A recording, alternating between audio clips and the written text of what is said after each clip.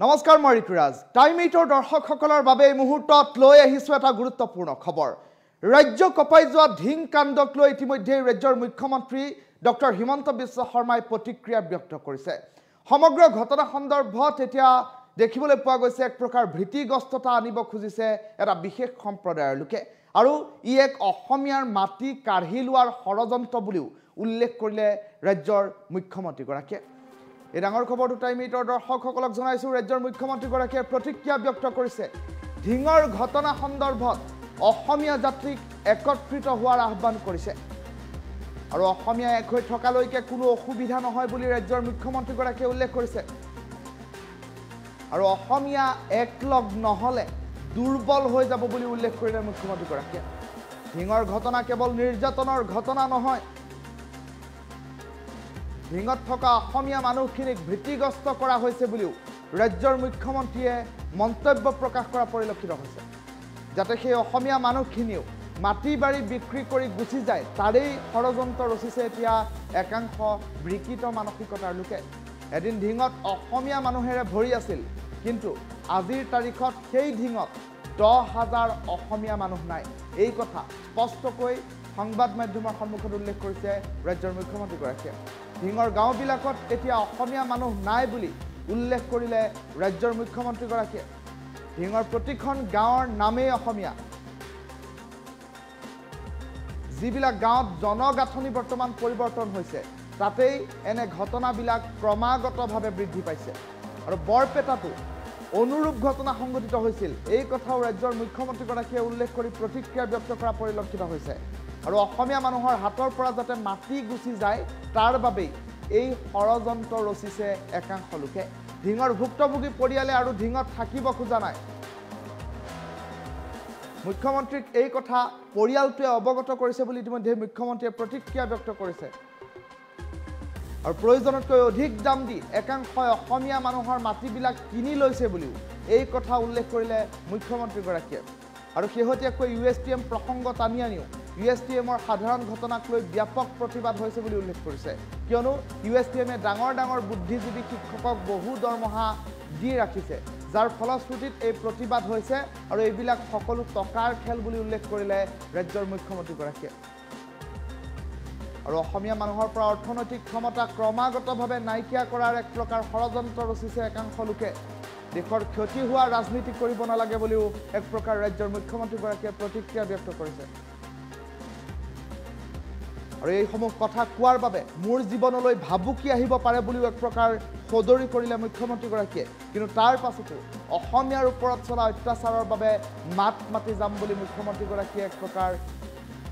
প্ৰতিক্ৰিয়া ব্যক্ত কৰি ৰাজ্যত ঘটি থকা ঘটনাসমূহক লৈ মুখ্যমন্ত্ৰী ডক্টৰ হিমন্ত বিশ্ব শৰ্মাই মন্তব্য প্ৰকাশ কৰিছে ৰাজ্যৰ মুখ্যমন্ত্ৰীগৰাকীয়ে কালিৰ দিনটোত সংবাদ মাধ্যমৰ সন্মুখত কি মন্তব্য প্ৰকাশ কৰিলে এই মুহূৰ্তত টাইম 8 দৰ্শকসকলক শুনাই লৈছে সলিউশন হৈছে এক অসমীয়া জাতি একতা হৈ থিয় দিয়া গতিকে অসমীয়া যেতিয়া একতা হৈ থিয় হৈ থাকিব তেতিয়ালৈকে কতো অসুবিধা নহয় আমি চলি থাকিব পাৰিম কিন্তু আমিয়ে যেতিয়া একতা হৈ নাথাকো তেতিয়া আমি দুৰ্বল হৈ যাম আজি ঢিঙত যদি আপোনালোকে চাই এইটো খালি ঘটনা নহয় অসমীয়া মানুহখিনিক বাৰে বাৰে ভীতিগ্ৰস্ত কৰি থকা হৈছে যাতে শেষ অসমীয়াখিনিও তাৰ পৰা ওলাই আহে এদিন ঢিং অসমীয়া সভ্যতাৰ পীঠভূমি আছিল আজি তাত এতিয়া 10,000 অসমীয়া মানুহ নাই ঢিং টাউনক বাদ দিলে তাত আৰু অসমীয়া মানুহ নাইয়ে অথচ গোটেই গাঁওবিলাকৰ নাম চাব গোটেই অসমীয়া নাম গতিকে এই ঘটনাটো অকল ঘটনা বুলি ধৰি নলব ইয়াৰ পিছফালে এটা ডাঙৰ ষড়যন্ত্ৰ আছে বৰপেটাত এটা ঘটনা যদি হয় তাত আপোনালোকে দেখা পাব ঘটনাবোৰ মাৰ্জিনত হয় তাৰমানে যি গাঁৱত ডেমোগ্ৰাফি চেঞ্জ আৰম্ভ হৈছে ঘটনাবোৰ তাতে হৈ থাকে যাতে মানুহবিলাক সোনকালে তাৰ পৰা ওলাই আহে কেইদিনমান আগতে বৰপেটাত এটা ঘটনা হ'ল শ্মশান এখনৰ সন্মুখত গৈ পেলাই তালা মাৰা হুলস্থুল লগাই দিলে কিয় তাত অলৰেডি আমাৰ মানুহে মাটি বিক্ৰী কৰা আৰম্ভ কৰিছে হুলস্থুল লগাই দিলে মানুহে ঘৰ এৰি গুচি আহে তো মাটিখিনি সোনকালে বিক্ৰী হৈ যায় সো ইয়াৰ লগত মাটি বিক্ৰী এটা ডাঙৰ ষড়যন্ত্ৰ লুকাই থাকে আজিয়ে মই আপোনাক কওঁ ঢিঙত যিজনী ছোৱালীৰ লগত ঘটনাটো হ'ল পৰিয়ালটোৱে মোক আজি জনাইছে যে তেওঁলোক আৰু ঢিঙত থাকিব নোখোজে তাৰ মানে কি এটা সফল হৈ গ'ল 5 বিঘা মাটি গ'ল আৰু মাটিটো কোনে কিনিব এনেকুৱা অদ্ভুত দাম তেওঁলোকে আগবঢ়াই দিয়ে যি মাটিৰ দাম 5 লাখ টকা 50 লাখ টকা দিম বুলি কৈ দিয়ে তেতিয়া মানুহে আৰু কিমান দেৰি ৰখি থাকিব ঠিক আছে যদি 50 লাখ টকা মই পায়ে যাওঁ নগাঁও টাউনত মাটি এডোখৰ পাম গতিকে মানুহে 50 লাখ টকাটো লৈ লয় আজি আমাৰ যেনেকৈ মই কৈ আছো USTMত আজি USTMৰ সাধাৰণ কথা এটা ইমান প্ৰতিবাদ কিয় হৈছে কাৰণ বহুত বুদ্ধিজীৱী বহুত শিক্ষকক ডাঙৰ ডাঙৰ দৰমহা দি চাকৰি দি দিছে গতিকে এটা নহলে সাধাৰণ এটা USTM কত মানুহৰ লগত কত হৈ থাকে পানী আহাহে কথা কোৱা হৈ আছিল কিন্তু তাতে ইমান ডাঙৰ ঘটনা মিডিয়াই তেদিয়া ইমান ডাঙৰ আপোনালোকে লগ পালে এইটো প্ৰশ্ন মোক খুদে কিয় খুদে it is all game of money Asomiya মানুহৰ পৰা ফাইনেন্সিয়েল ক্ষমতাবিলাক শিফট হৈ আছে বিত্তীয় ক্ষমতাবিলাক আমাৰ হাতৰ পৰা ওলাই গৈ আছে আৰু তাৰ সুযোগ লৈ আছে আজি এই যে কিছুমান মানুহ ধৰাত পৰে ক্ৰাইম হয় বেষ্ট অফ দা উকিল তেওঁলোকে থিয় কৰাই দিয়ে আৰু আমাৰ ভিকটিম ফেমিলিয়ে উকিলে বিচাৰি নাপায় কাৰণ হাইকোৰ্টত এটা উকিল ধৰিবৰ কাৰণে পাৰ হিয়াৰিং 50,000 1 লাখ টকা দিব লাগে তেওঁলোকৰ কাৰণে কমিউনিটিটো আহি যায় আমাৰ কাৰণেতো কোনো নাহে সেইকাৰণে যিবিলাক মানুহে মুখ খালি কৈ থাকে ৰাজনীতি কৰে এইটো ইয়াত ৰাজনীতিৰ একোৱে কথা নাই আৰু আপোনালোকে জানে যে এইবিলাক জাগাত মোৰো পপুলাৰিটি কংগ্ৰেছতকৈ কম নহয় মইও গৈ ৰাজনীতি কৰিব পাৰো মোৰ লগত ভালো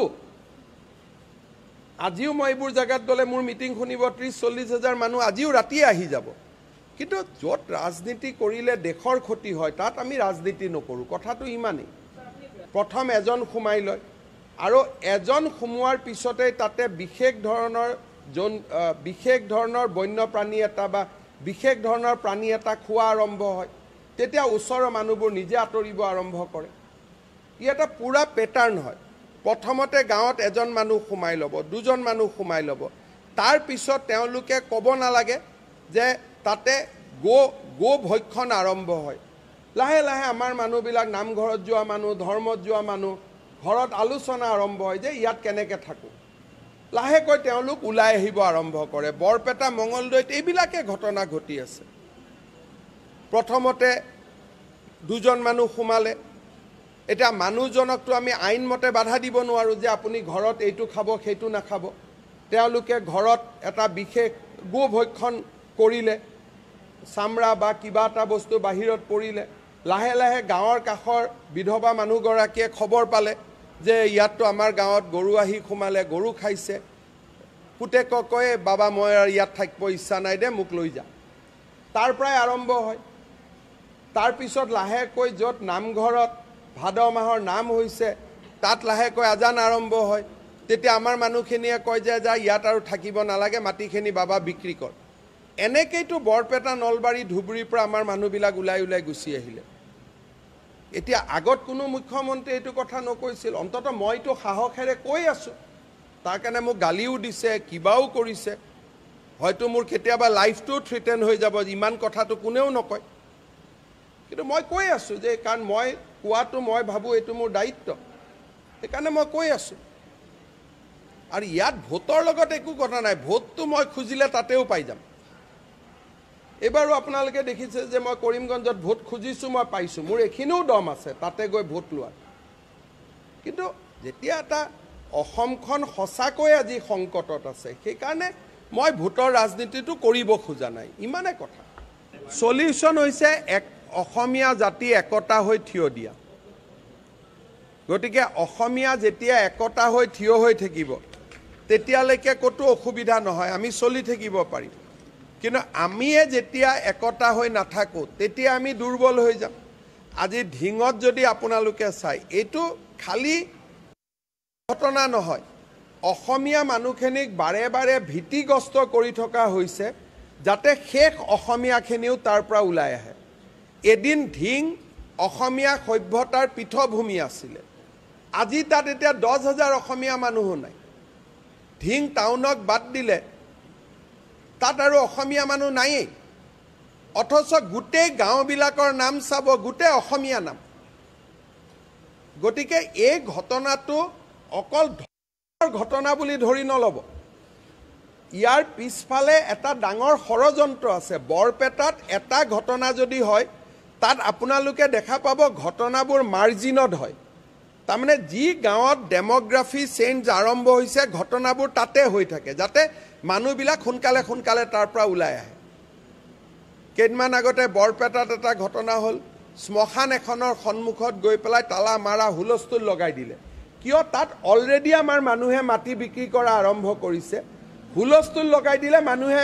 ঘৰ এৰি গুচি আহেতো মাটিখিনি সোনকালে বিক্ৰী হৈ যায় সো ইয়াৰ লগত মাটি বিক্ৰী এটা ডাঙৰ ষড়যন্ত্ৰ লুকাই থাকে আজিয়ে মই আপোনাক কওঁ ধিঙত যিজনী ছোৱালীৰ লগত ঘটনাটো হ'ল পৰিয়ালটোৱে মোক আজি জনাইছে যে তেওঁলোক আৰু ধিঙত থাকিব নোখোজে তাৰমানে কি এটা সফল হৈ গ'ল 5 বিঘা মাটি গ'ল আৰু মাটিটো কোনে কিনিব এনেকুৱা অদ্ভুত দাম তেওঁলোকে আগবঢ়াই দিয়ে যি মাটিৰ দাম 5 লাখ টকা 50 লাখ টকা দিম বুলি কৈ দিয়ে তেতিয়া মানুহে আৰু কিমান দেৰি ৰখি থাকিব ঠিক আছে যদি 50 লাখ টকা মই পায়ে যাওঁ নগাঁও টাউনত মাটি এডোখৰ পাম গতিকে মানুহে 50 লাখ টকাটো লৈ লয় আজি আমাৰ যেনেকৈ মই কৈ আছোঁ USTMত আজি USTMৰ সাধাৰণ কথা এটা ইমান প্ৰতিবাদ কিয় হৈছে কাৰণ বহুত বুদ্ধিজীৱীক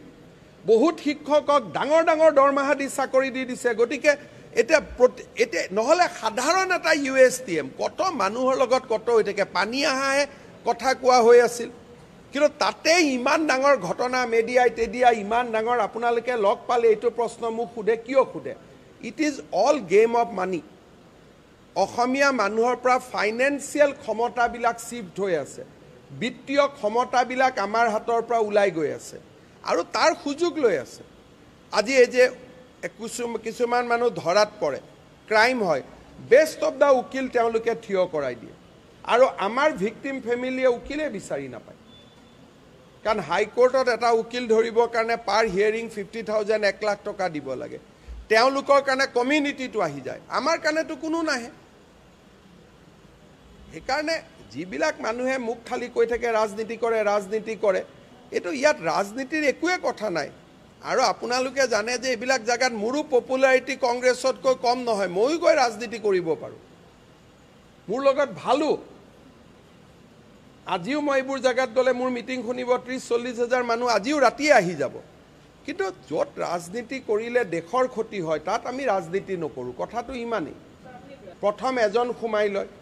আৰু এজন সোমোৱাৰ পিছতে তাতে বিশেষ ধৰণৰ বন্যপ্ৰাণী এটা বা বিশেষ ধৰণৰ প্ৰাণী এটা খোৱা আৰম্ভ হয় তেতিয়া ওচৰৰ মানুহবোৰ নিজে আঁতৰিব আৰম্ভ কৰে ই এটা পুৰা পেটাৰ্ণ হয় প্ৰথমতে গাঁৱত এজন মানুহ সোমাই ল'ব দুজন মানুহ সোমাই ল'ব তাৰ পিছত তেওঁলোকে ক'ব নালাগে যে তাতে গো ভক্ষণ আৰম্ভ হয় লাহে লাহে আমাৰ মানুহবিলাক নামঘৰত যোৱা মানুহ ধৰ্মত যোৱা মানুহ ঘৰত আলোচনা আৰম্ভ হয় যে ইয়াত কেনেকৈ থাকোঁ লাহেকৈ তেওঁলোক ওলাই আহিব আৰম্ভ কৰে বৰপেটা মঙলদৈত এইবিলাকে ঘটনা ঘটি আছে প্ৰথমতে দুজন মানুহ সোমালে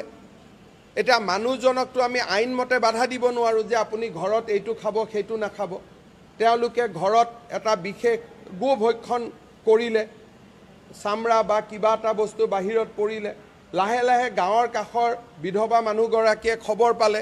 যে ইয়াততো আমাৰ গাঁৱত গৰু আহি সোমালে গৰু খাইছে পুতেকক কয় বাবা মই আৰু ইয়াত থাকিব ইচ্ছা নাই দে মোক লৈ যা তাৰ পৰাই আৰম্ভ হয় তাৰপিছত লাহেকৈ য'ত নামঘৰত ভাদ মাহৰ নাম হৈছে তাত লাহেকৈ আজান আৰম্ভ হয় তেতিয়া আমাৰ মানুহখিনিয়ে কয় যে যা ইয়াত আৰু থাকিব নালাগে মাটিখিনি বাবা বিক্ৰী কৰ এনেকৈতো বৰপেটা নলবাৰী ধুবুৰীৰ পৰা আমাৰ মানুহবিলাক ওলাই গুচি আহিলে এতিয়া আগত কোনো মুখ্যমন্ত্ৰী এইটো কথা নকৈছিল অন্তত মইতো সাহসেৰে কৈ আছোঁ তাৰ কাৰণে মোক গালিও দিছে কিবাও কৰিছে হয়তো মোৰ কেতিয়াবা লাইফটো থ্ৰেটেন হৈ যাব ইমান কথাটো কোনেও নকয় কিন্তু মই কৈ আছোঁ যে কাৰণ মই কোৱাটো মই ভাবোঁ এইটো মোৰ দায়িত্ব সেইকাৰণে মই কৈ আছোঁ আৰু ইয়াত ভোটৰ লগত একো কথা নাই, ভোটটো মই খুজিলে তাতেও পাই যাম।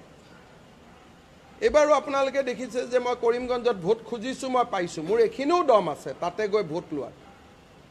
কিন্তু যেতিয়া এটা অসমখন সঁচাকৈ আজি সংকটত আছে, সেইকাৰণে মই ভোটৰ ৰাজনীতিটো কৰিব খোজা নাই, ইমানে কথা।